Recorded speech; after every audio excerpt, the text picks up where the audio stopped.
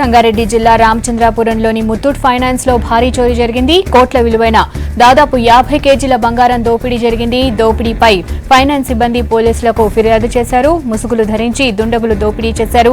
CCTV footage ని పోలీసులు పరిశీలిస్తున్నారు. ఇక ముత్తూట్ ఫైనాన్స్ చోరీపై మరిన్ని అప్డేట్స్ సంపత్ అందిస్తారు. సంపత్, చోరీకి సంబంధించిన అప్డేట్స్ ఏంటి? నగర శివారులోని సంగారెడ్డి జిల్లా ఆర్సీపురం రామచంద్రపురం పోలీస్ స్టేషన్ పరిధిలో ఉన్న బీరంగూడలోని ముత్తూట్ ఫైనాన్స్ లో చోరీ జరిగినట్టుగా వాళ్ళ యాజమాన్యం వచ్చి చెప్పే వరకు కూడా ఇన్సిడెంట్ వెలుగులోకి రాలేదు.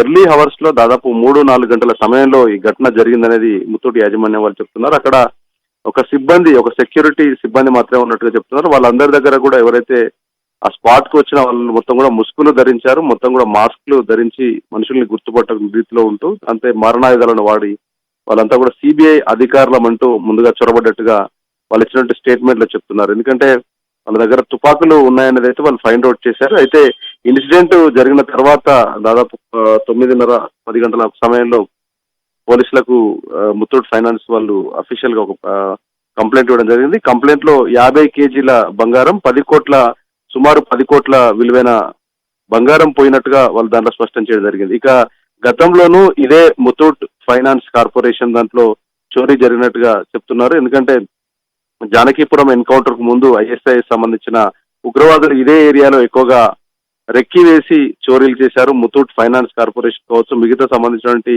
ఫైనాన్స్ కార్పొరేషన్ సంబంధించి తాకట్టు బిజినెస్ చేసినటువంటి ఫైనాన్స్ బిజినెస్ చేస్తున్నటువంటి వాటిపైన దాడులు చేసి కోట్ల రూపాయలు కొల్లగొట్టారు. ఆ ఇన్సిడెంట్ మరో ఘటన చోటు చేసుకుంది. ఇక ఎక్కువగా ఇలాంటి ముత్తూట్ ఫైనాన్స్ లాంటి కార్పొరేషన్ కావచ్చు, మనుపురం లాంటి ఫైనాన్స్ కార్పొరేషన్ కావచ్చు, దాదాపు అంతా కూడా మధ్యతరగతి, బిలో మధ్యతరగతికి సంబంధించిన వాళ్ళే ఎక్కువగా వాళ్ళ యొక్క బంగారాన్ని తనఖా పెట్టి అవసరానికి డబ్బులు తీసుకున్నటువంటి ఒక ప్రొసీజర్ నడుస్తుంది.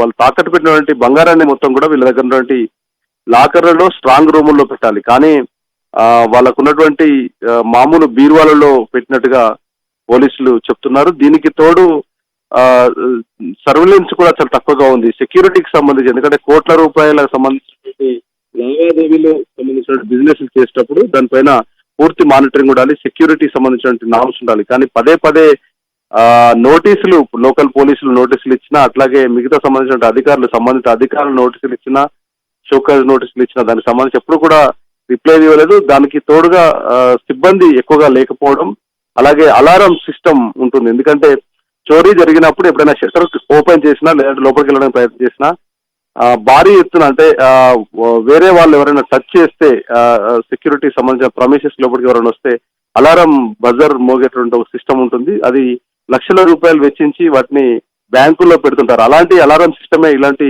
తాకట్టు వ్యాపారాల్లో కూడా పెట్టాలంటే ఒక నిబంధన ఉంది. కానీ ఎలాంటి అలారం పెట్టకపోవడంతో దొంగలు తమ పని తాము చేసుకుపోయారు.